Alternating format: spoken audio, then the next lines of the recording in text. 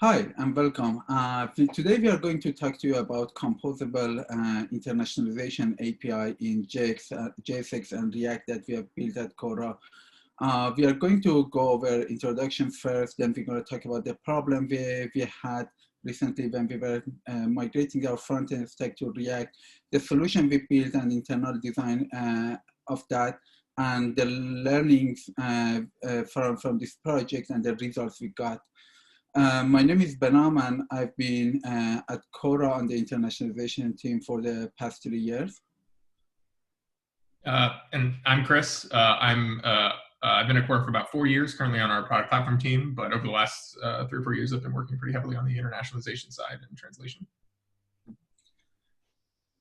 So internationalization at Quora became kind of mainstream in 2016 when we started adding new languages. And in the short span of 3 years, we added 23 languages in addition to the English, taking Quora to 24 languages. And the internationalization team have been generally responsible for making sure the interface is internationalized and the translations are basically available and delivered. Also for the growth of the community and supporting internal teams with their text processing needs on the server side. Later in 2019, very recently, we basically started migrating our Python-based front-end that was using the homebrew Web Node 2 interface template system, interface build system to React and TypeScript. For this migration was for various reasons, especially to improve user experience and the speed of the product. You can see like how the problem is totally changing the internationalization needs, because we are going from an old server-side rendering system to something that is almost all rendering on the client side. So we need to basically rethink our API needs in this situation and figure out how we can reuse the existing tooling that we have and existing localization system we have, while actually taking our internationalization API to the next step and improving the system as a whole. This is a very high level, poorly designed graphically the overview of the localization system at Quora. We hire for designers, by the way. So you can see that what we're going to talk about mostly is good on the interface side, which is the blue section on the left-hand side, where rendering is the main job of the internationalization API. And at the same time, we also have proper logging in place to monitor how things are going. And queuing is the part of the system that we decide what needs to be translated and how urgent it is, and like prioritization of the translation needs. We use an external translation management system, which basically there are different teams responsible for different languages, and our localization team is in charge of managing translations and these teams.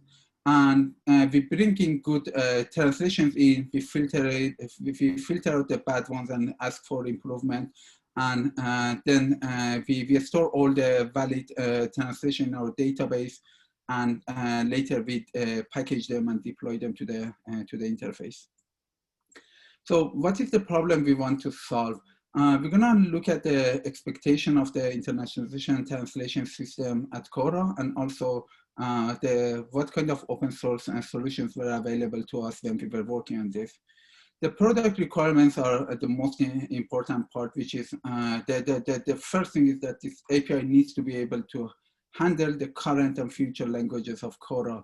And we already have a diverse set of languages by the time we were starting this project, including CJK, from the CJK family, the Japanese language, many languages of India, and also right to left languages, which Arabic and Hebrew specifically.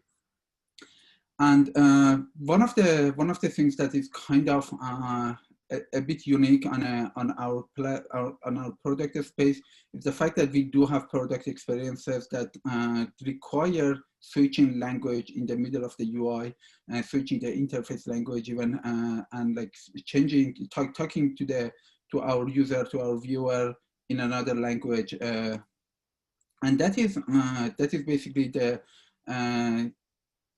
one side of the reason we needed a multilingual text support in our API. And another part is that sometimes we are not even changing the interface language that much, but we have, like, for example, if we are in a Spanish on the Spanish Quora, we still have the Spanish sentences, but the content could be coming from English, Arabic, Hebrew, Japanese, because basically we are relying on this on our large multilingual user base and these product features that basically merge different languages together to get all languages and to expand how knowledge is generated on the internet in general. So that is why the common patterns of dealing with strings and messages to some level were not working for us. And this is a problem we solved easier on the server side with our old like homebrew stack.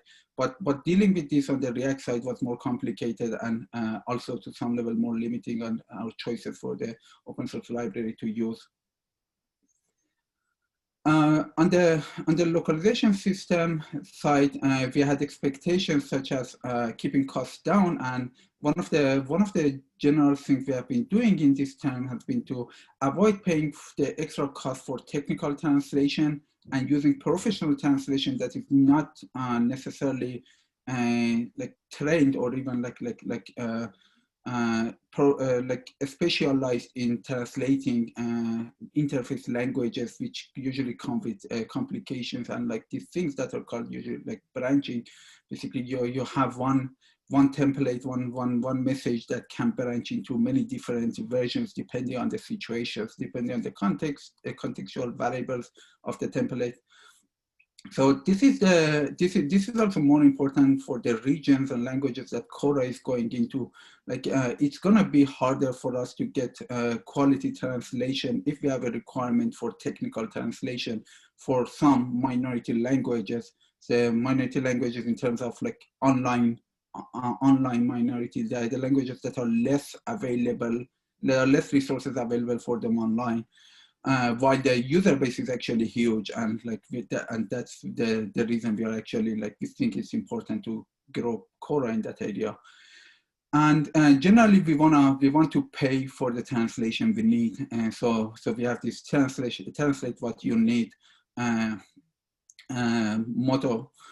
As well as we wanted to also maintain our agility in the localization process, meaning that we want to be able to review messages and track where they come from very easily and very rapidly in the development process, while actually keeping the human supervision also minimal. Everything should be work. If we need to see something, we should be able to see it as soon as needed.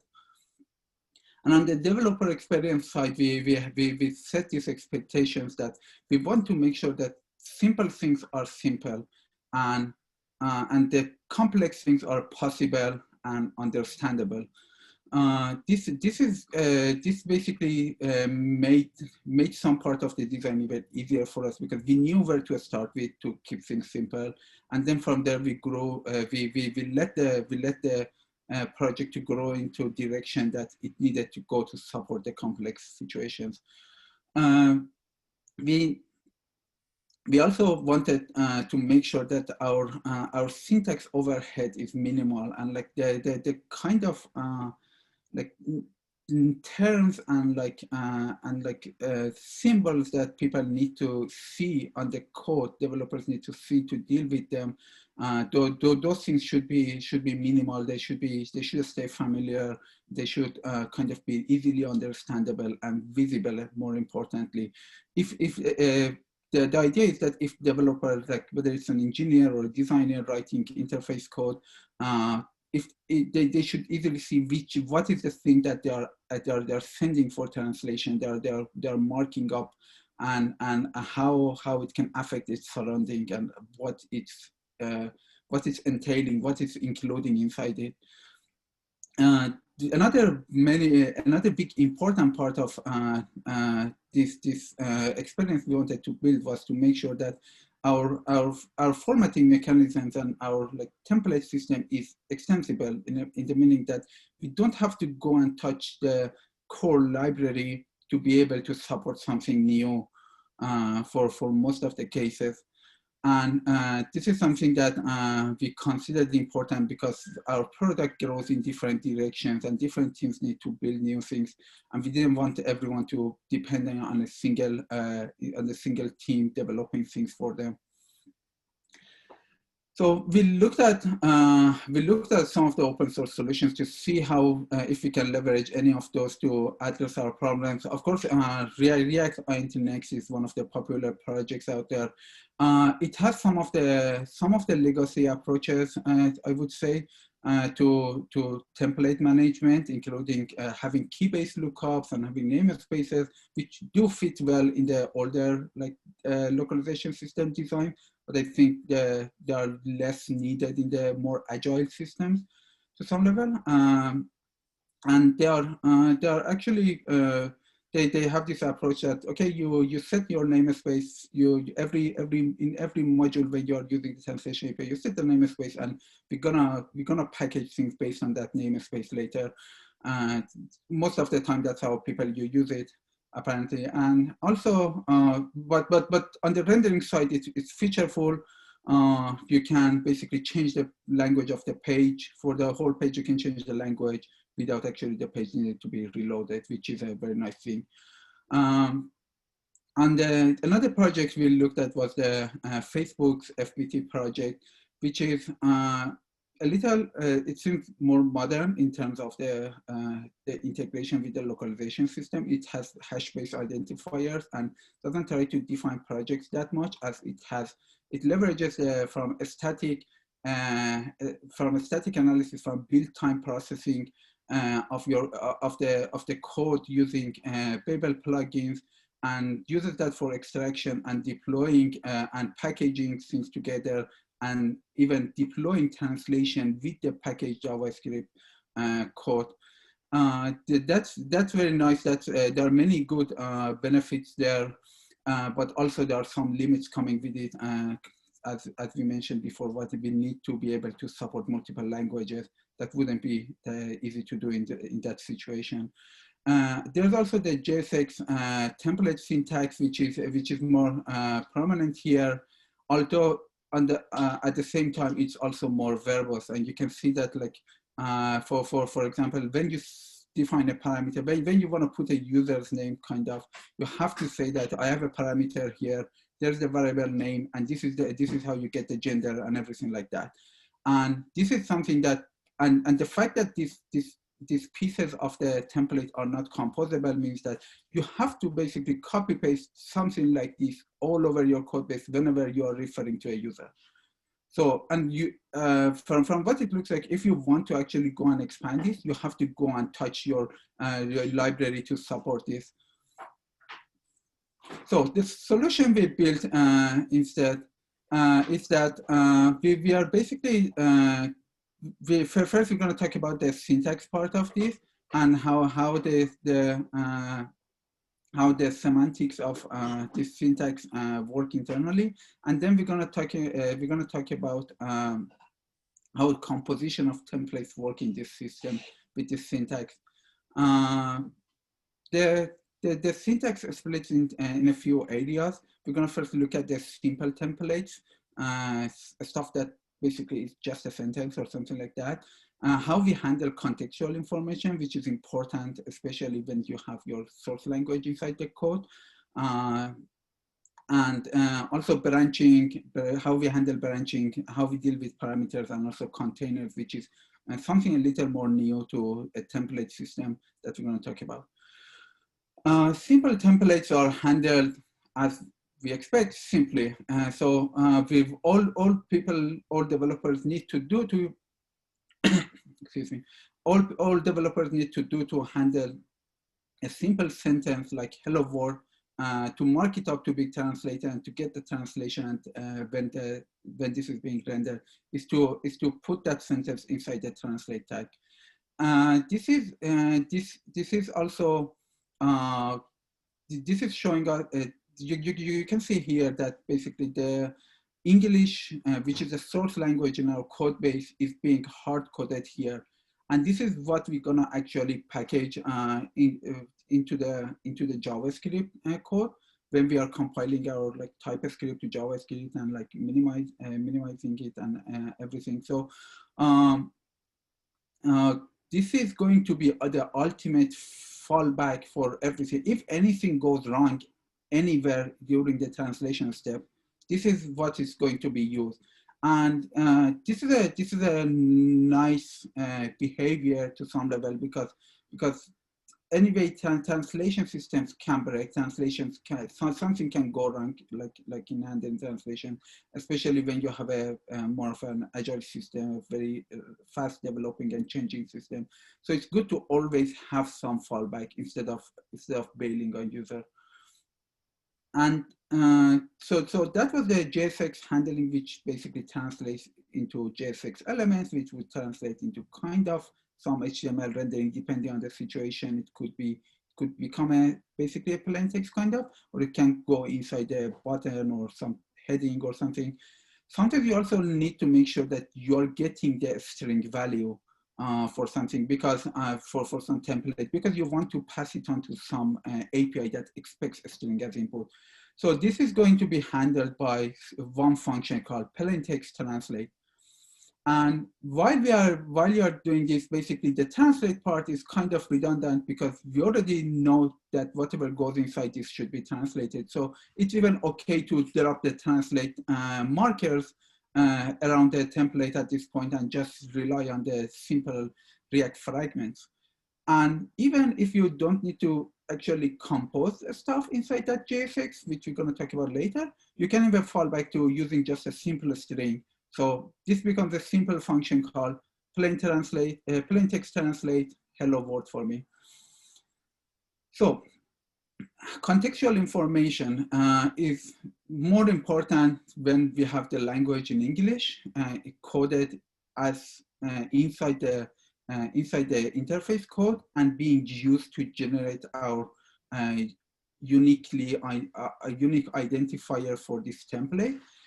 For example, it's commonly known that like for something like a question could be a verb or a noun in English. So we need to basically tell our translators which use case of that is. So we support this context property on the translate templates, on the translate component, which allows us to have any free-form description or even use some predefined markers. Using the predefined markers has the benefit that if all you need is question as a noun, all developers, all engineer and like designer would write the code the same way. That we're gonna reduce the number of templates generated. We're gonna reduce the number of translations needed. And then that was the basic like syntax of the templates. Now how we handle branching, which is very important because languages are complex. So we have also this this component that is called plural translate, which taken a value, it knows you tell it how to branch the template based on the value, based on that value and kind of the plural form property of that value. How it works is that for English, as you know, plural forms are limited to one another. We also support a 0 in this case, because actually having a different template for the case of a value, some count being 0 in your interface is actually very common. So we saw that this is a common pattern. We added this to our API because it would help with the velocity. Enumerations are another kind of branching, which is basically when you have a few possible cases for the For some situation, usually you have a value of enum type, and you are dealing with that. You can basically enumerate over those, and as you can see, all of these are properly type checked, and you can make sure that like you're not having any typos in the code while developing these templates. You don't have to rely on even getting all the way to your static analyzer, your build system or your runtime to check the validity of this code. TypeScript would even actually check a lot of these templates for basic sanity checks. There's an option here that also you can define a default branch for enumerations and say, okay, I'm a special. I want this for case A. I want that for case B, and for everything else, I want this third option. This is that's usually where branching stops in template system. But we soon realize that it's actually useful for our developers to have access to the JavaScript ternary branching as a form of at least one other form of branching. We may add other support for other forms of branching as well. The other ones haven't came up that much yet, but this is the idea generally that now that you have stepped into this step that basically you are looking at this JSX syntax and you are at runtime or at build time, you are basically analyzing it. Just having a component with some objects as its input, we don't have to be limited to that. We can actually support the basic language features like the JavaScript ternary. This is used more in cases when you have some binary option enabled or not. You don't have any enumeration defined for it, so you don't need any type check for the enumeration. So it's a Boolean case. If this, if the action happening right now is editing, use the phrase update. Otherwise, fall back to submit. For after branching, if we get to parameters, and for entity parameters such as a username, user being an entity, username is the way we want to render a user's name as they have told us. So what happens here is that you can see that all the information needed for this component to render itself is already given to it as the forms of how we handle our information and pass information through prof down the layer, down to the components. So you can see that we don't need to, for example, when we support gender for usernames, we don't need to add another gender option here and tell this component what its gender is. It can actually know its own gender by the data it's giving, and it's defining internally, and it's inheriting through the common process. There's no change needed in the template syntax. However, you have options per property for this component that lets you customize the rendering of this component, which is what you actually usually need in rendering of templates. You don't want to have to deal with you don't have to copy like logic and like create multiply number of components you have just because you want different like formatting options for them. You can see that it works very similarly for language names, for example. And it's again very similar for formatting values such as numerals and dates and anything that could be more handled in the i18n internally. There's no like entity data about it, but it's all like basic values and local information that is going to result in the output. Component definitions. So you see that components are basically like they can be used inside the template and they would become parameters. Those components would render easily as a regular React component without being included inside the React translation template as well. That's because they are basically built as React classes. All we do is that we use some special parameter types to basically add some marker information to this component so that later when we need to know how to render this component inside the template. We know how to render the JSX version properly, and we know how to render the plain text of it. So it's a kind of we are basically like specializing React component, React class components to be used as parameters, and those would be the only kind of React components that would be used as parameters.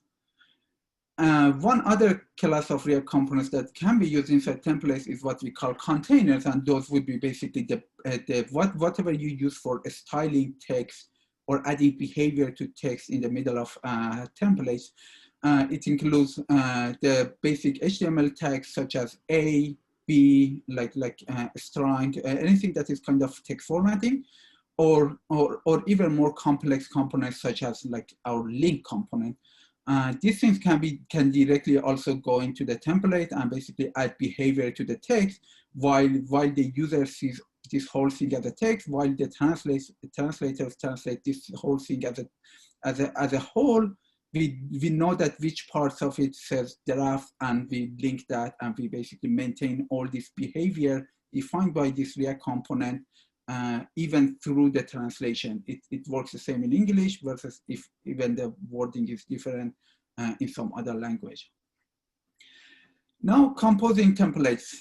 What does it mean, and like why do we need this?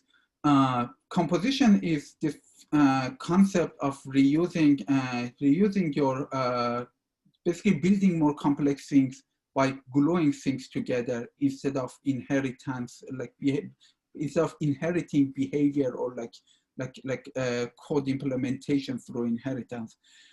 Composition is heavily used on React, and it's one of its core concepts that you can compose and specialize components as needed to build something new.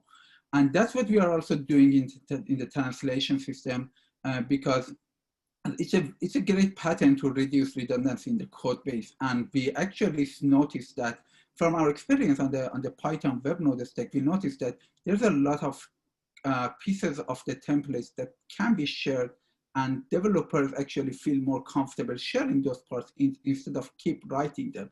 So remember previously we talked about like some user name rendering parameters need to be copy pasted in some other template systems.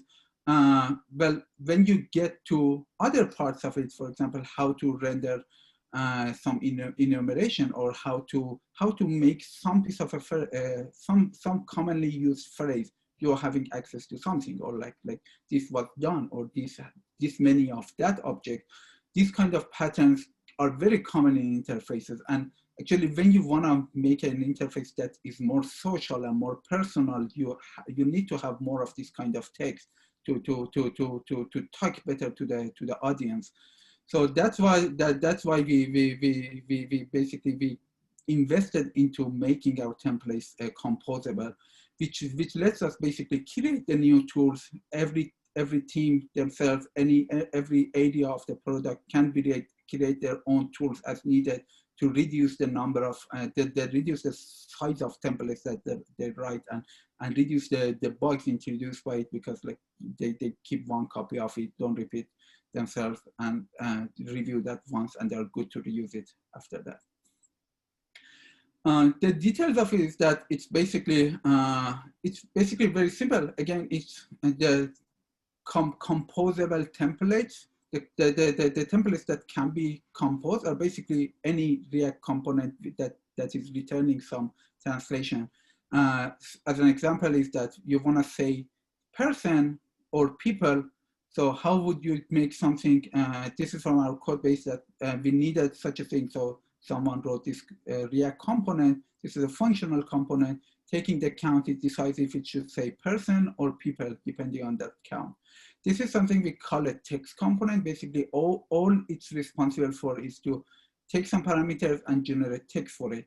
The other way to actually compose, benefit from composing templates is when you build some behavior A, and now you want to expand the text of it. So you create component B, reusing A and expanding its text, generating basically marking up a larger template around it. and basically inheriting all the behavior that comes with A, as well as not inheriting in terms of like behavior, getting all the parts built into A while expanding it and adding some new text to it, for example. Here's another example of like how a text component is used. This is a little more complex. Basically, this one is a text component that is only doing some enumeration for some access level. And this is the singular form. So you see an admin, a moderator, a contributor, a follower. And how you would use it in a template is that this user was invited to be that level of access, full stop. And you can see how such a text component can be used over and over, because it's a very, very common pattern to talk about access to some object when you are basically managing it. So you have all these differences that let you reuse this kind of thing. Now I'm passing it to my colleague, Chris, to tell you more about the internal design and the rest of the talk. All right. Hi. Yeah. So I'm Chris, and I'm going to talk a little bit about the internal design of what we do in order to support the API that Behnam was just describing. There's a few things I'm going to go over. First, I'm going to talk about our unit of translation. So this is essentially the unique object which defines the translation which we are sending up to translators to translate. Then I'm going to talk about how at runtime we process the JSX that's being passed into this this template tree, which we use for translation. And then I'm going to talk about some of the build time tools and static analysis tools that we built in order to improve the collection of all of the template trees that we need for translation before they even get deployed into code. So first I'm going to define what I mean by the template tree. The template tree will uniquely define a single translation that we want to show in our product. Translators directly work with a serialized version of this object, and they can be uniquely identified by just hashing that serialized string into what we call an LID, stands for localization ID. The template tree itself is made up of 3 different types of nodes, either a string, some JS objects, which will represent the containers and parameters that Behnam was mentioning earlier, and then also an array, which can itself contain one of the other types of nodes. So the most basic version of this, so if we just have that string, welcome to Quora, the template tree that's generated is literally just that string, welcome to Quora, you can see here. This keeps the simple case very simple. All the cases where you don't need any composition or parameters within your translation, the template tree ends up being very simple and very easy for translators to work with. For the example where you have a container object, so in this case, somebody's trying to say the string your profile with a link to their actual profile. In this case, the template tree that's generated is a JS object with 3 different fields. First is the type field. This defines specifically what this type of object is. In this case, it's a style. It has an ID, which will uniquely identify it in the parameter map, which I'll talk about a little bit later. And then it has a children field, which itself is another node in the template tree describing what is inside this container. So in this case, it's the string your profile.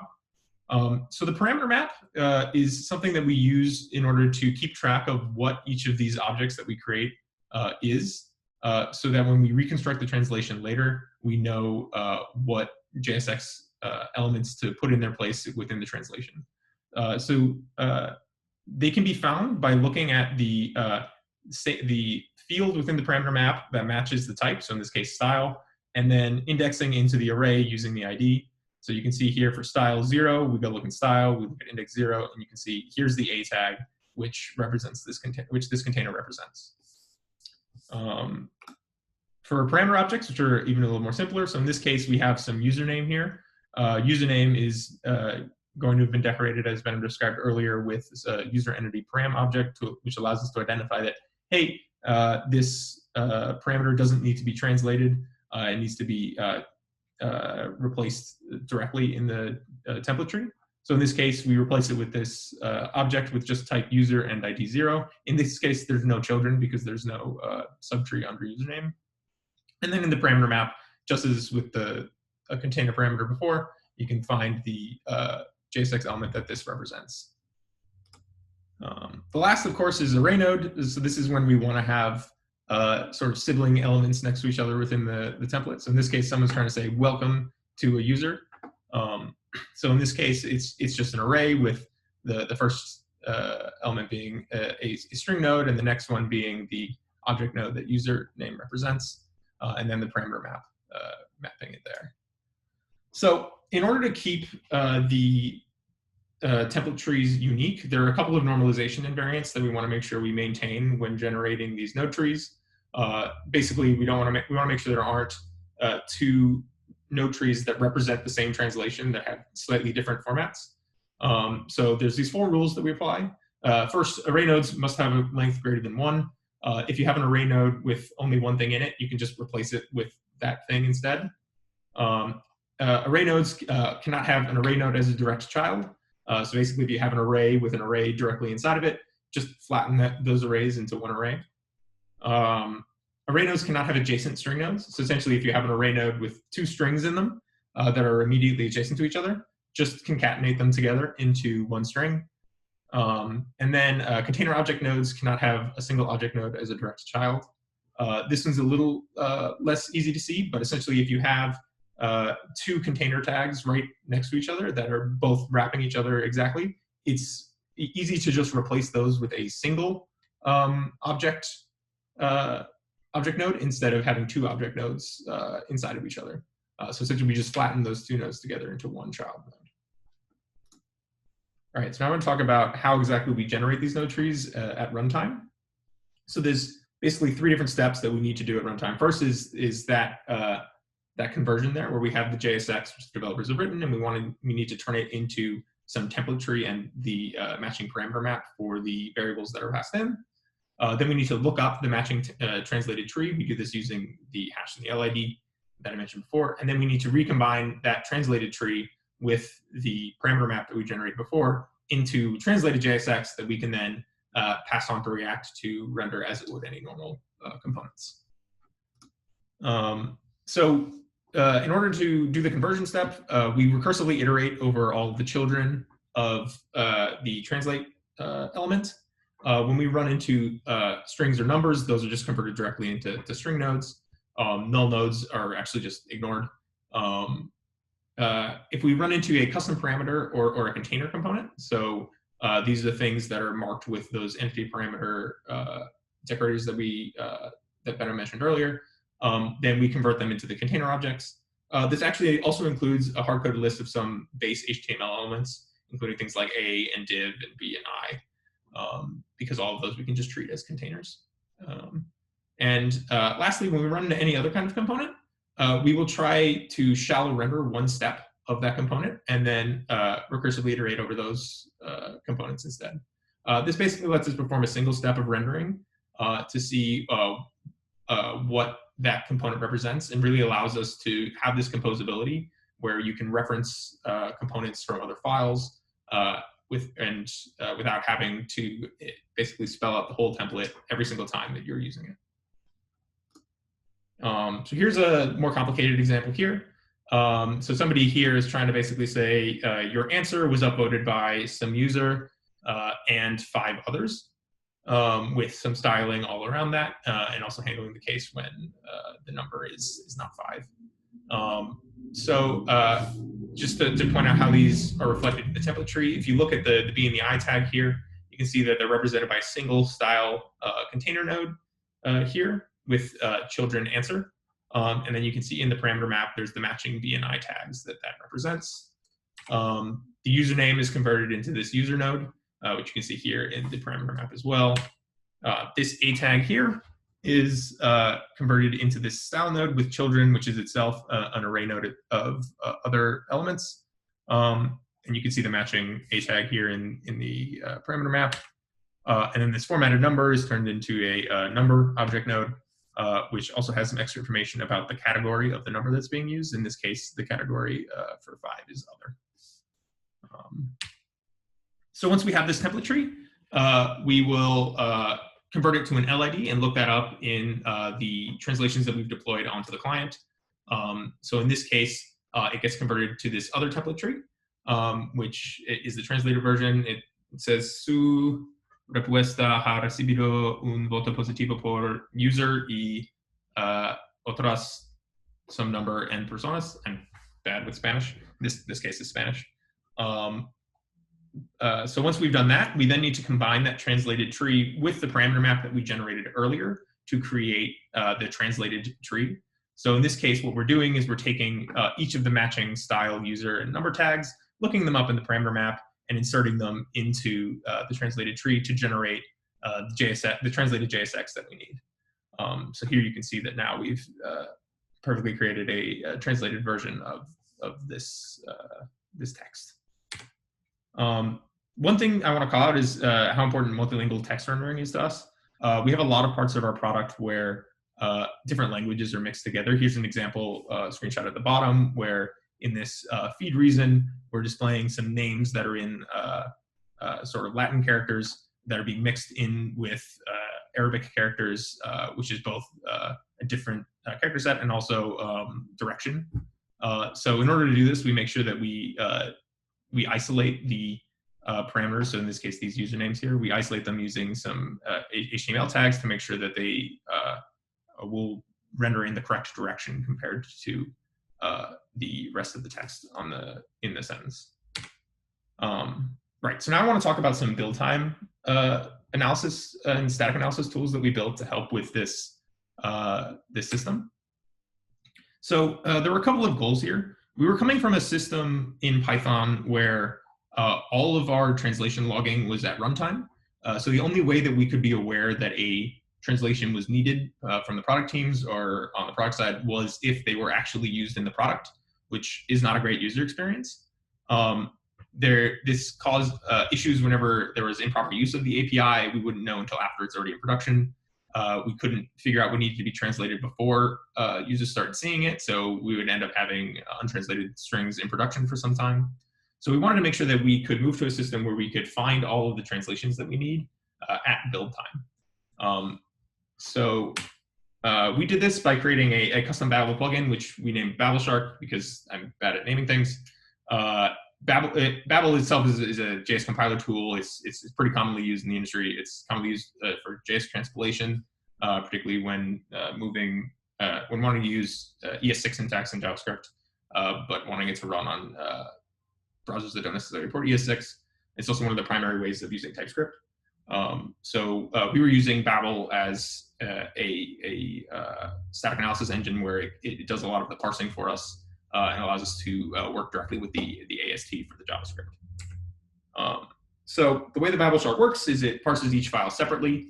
It can do these all in parallel. So parsing one file is not dependent on parsing another file first. And then for each file, it will look for translate elements and create what I call a template tree builder, which I'm going to explain a little bit later is a slight difference from a template tree. For each translate element, it tracks these because we need to know all of these templates because those are the ones that we need to translate. But then we also look at all of the exported components in that file, and we also try to generate a template tree builder that represents that component. That's going to be necessary later for when we have components that are being composed across different files. If we have some component that's being used in a translation in a different file, we need to know what the template tree for that builder or template tree for that component is. So the template tree builder is basically just a little helper class for building and tracking all the template trees that map to a particular part of the block of code. It is built off of template trees, but essentially is just a way of maintaining a branching of a bunch of different template trees that can all exist from a particular part of code. It has a debranch function, which will debranch out the template tree builder into all the possible permutations of template trees that could exist from this builder. And those are the ones that we actually send for translation. So there's 7 different node types for the builders I'm going to go over. The first 4 of these are actually completely analogous to the same nodes for template trees. So string nodes, array nodes, parameter nodes, and container nodes. But there's 3 that's unique to the build time analysis, excuse me, which I'm going to be talking about. There's the unresolvable node, the import node, and the branch node. So the unresolvable node indicates something that we're not able to statically resolve to a template tree.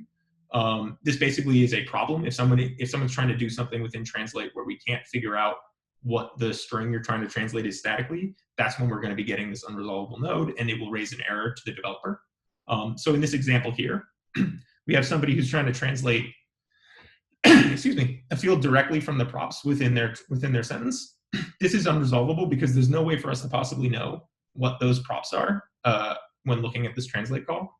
So we need to make sure that we prevent developers from doing that. When we're looking at components and looking at exported components and seeing what their template tree builders are, those are okay to be unresolvable. In fact, most components are going to be unresolvable, but as long as they're not used within translation, that's not a problem. The next is the import node. So this indicates some component that you're using that exists in another file. Since we're looking at the files one at a time and not relying on any other file already being parsed, we need some way of representing that this component exists in a different file. So the import node here basically just stores saying, hey, we're importing some other component. It exists at this path with this name, so that after we parse all of the files, we can replace this import node with the template tree builder that we found from that exported component in that other file. The last one I want to go over, excuse me, is the branch node. Excuse me. So there's, in this example here, we have somebody who's branching on saying either admin or contributor based on whatever the role type that they're trying to use here is. So the tree builder here basically maintains all of the different branches which this string could represent. So in this case, it includes a branch for admin and a branch for contributor.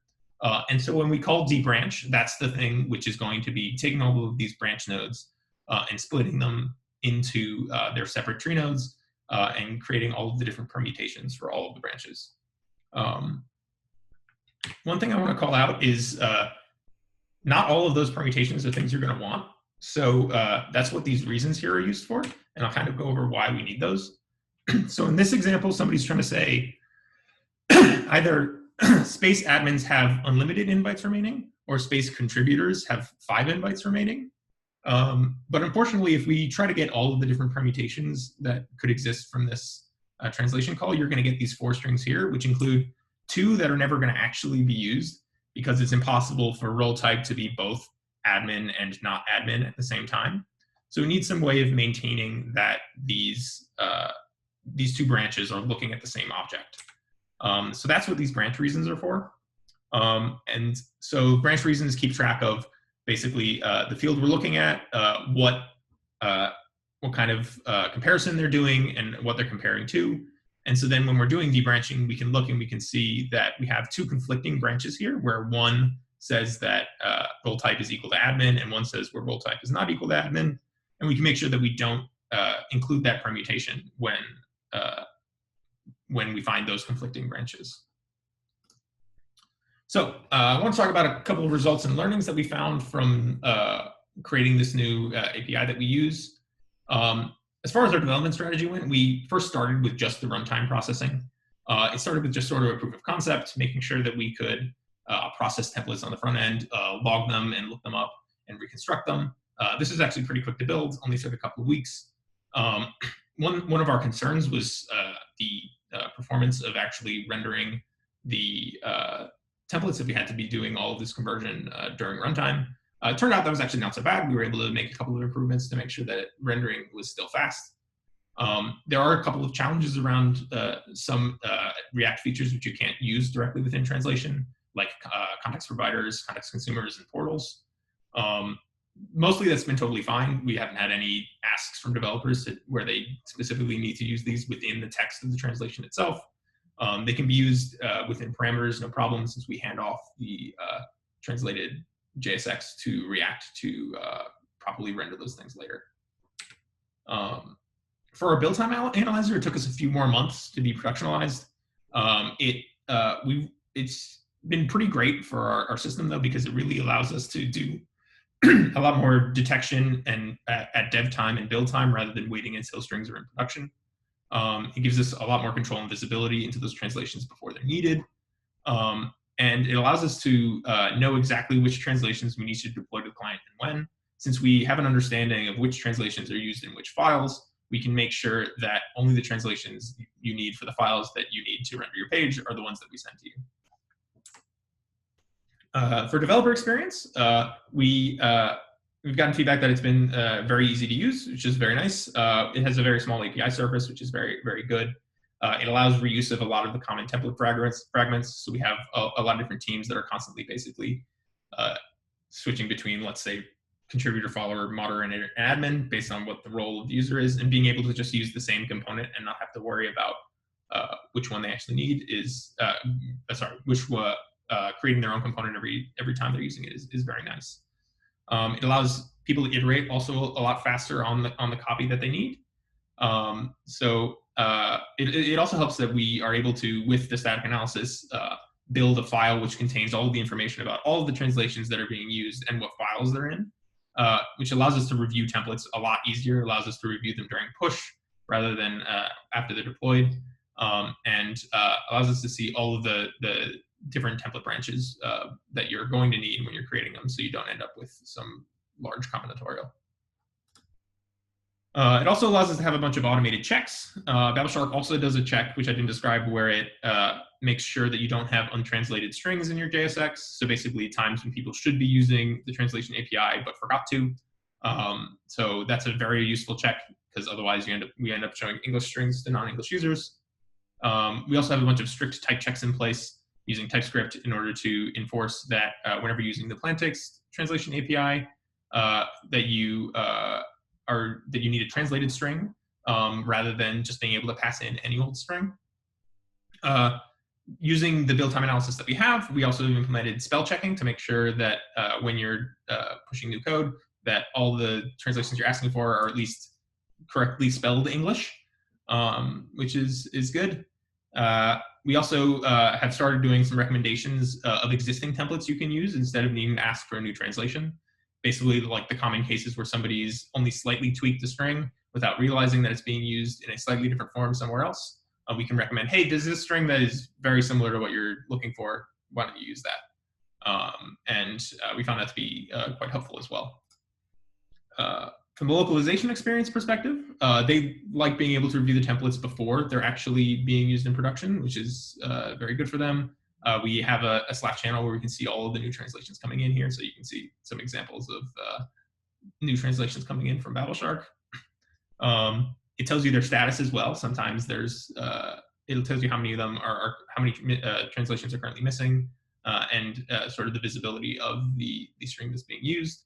And it allows them to sort of prioritize their translation based on the product area that they're coming from, now that we know what file the translation is coming from, and sort of the visibility level of how visible they are within our product. So what's next? There's some product experiences that we don't currently support. We haven't, with our translations, needed support for gender. We kind of just instruct translators to translate things in a neutral manner, which has worked for the languages that we have so far, but is something that we'd like to be able to support in the future. We just haven't had a product need.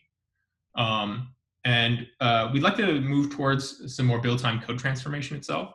Right now, all of the build time analysis that we're doing is just parsing and reading of the files, not doing any changing of the files themselves.